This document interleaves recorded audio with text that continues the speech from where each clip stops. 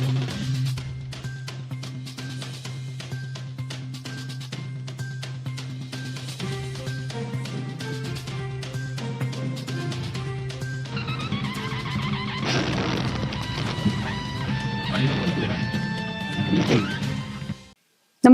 आपण पाहता Hirkani news. Hirkani news प्रत्येक क्षण ताज्या घडामोडी आणि महत्त्वाच्या प्रत्येक बातमीसाठी नेहमी तत्पर. सवतीचं स्वागतच भांडीकुंडी करू लागेल.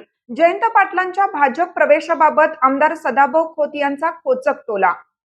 सवत घरात आली म्हणून घरावर हक्क चालत नाही, ती फक्त घरातील पहिल्या लोकांना भांडीकुंडी करायला मदत करू शकते. आमदार जयंत पाटील महायुतीत आले तर तो आमचा विजय आणि त्यांचा राजकीय पराभव असेल, अशी उपरोधिक टीका आमदार सदाभाऊ खोत यांनी पत्रकार खोत यांनी काल येथे छत्रपती शिवाजी महाराज महसूल अभियानासंदर्भात पत्रकारांशी संवाद साधला.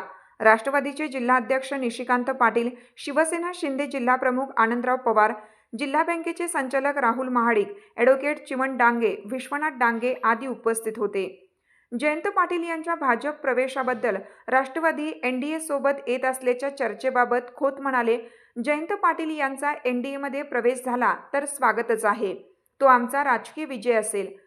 अनेक वर्षे मंत्रिपदे, सत्तेचा उपभोग घेतलेल्या नेत्यांनी विकासाची सर्व कामे पूर्ण केली असती तर कामच उरले नसते. ते म्हणाले, अनेक विकास कामे वर्षानुवर्ष प्रलंबित ठेवण्यात आली.